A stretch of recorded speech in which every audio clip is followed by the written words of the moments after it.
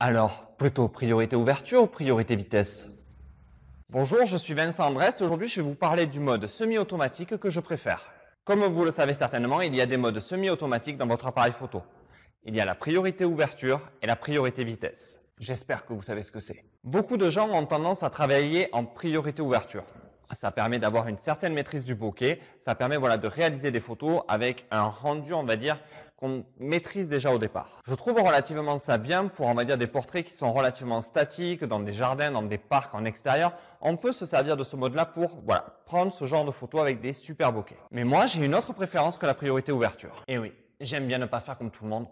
Et c'est comme ça. Quand je suis en dehors de mon studio, et je dois avouer que ça arrive rarement, j'ai une tendance à préférer la priorité vitesse. Oui, dis-nous pourquoi. La priorité vitesse va me permettre de savoir à quel moment je vais pouvoir figer les gens. Si je suis dans un anniversaire, si je suis dans des photos de rue, si je suis dans des moments, on va dire, importants, je ne veux pas avoir de flou et donc je ne veux pas que la vitesse soit libre. Je préfère verrouiller la vitesse et laisser l'ouverture agir d'elle-même. Car dans ces moments-là, une fois que j'ai figé la vitesse, je peux me déplacer très rapidement, je peux ainsi aller beaucoup plus vite, capturer des instants beaucoup plus rapidement sans me poser la question de si je vais ou non figer les gens. Car dans ces moments-là, il vaut mieux qu'on ait arrêté mamie qu'avoir mamie qui bouge. Dans ces moments-là, dans ces photos de rue, dans ces moments de famille, ce qu'il est important de savoir, c'est ce qu'on veut au résultat. Est-ce qu'on veut avoir un joli portrait de mamie dehors derrière un arbre avec un super bokeh?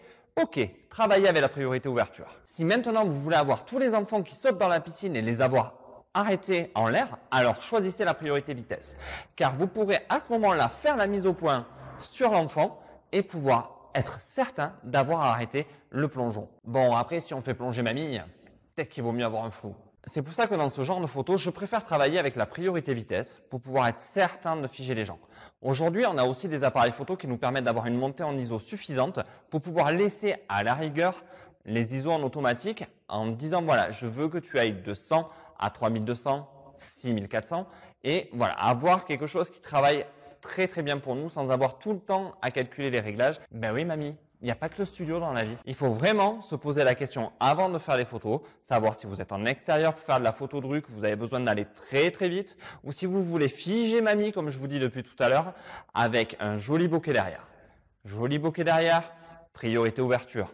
On fige l'instant, son petit frère, son enfant qui saute dans la piscine, priorité vitesse. M'en veux pas mamie, c'était une blague. Je vous propose maintenant de télécharger mon petit e-book dans le lien qu'il y a dans la description. Vous pourrez ainsi avoir un e-book avec 7 setups simples et efficaces.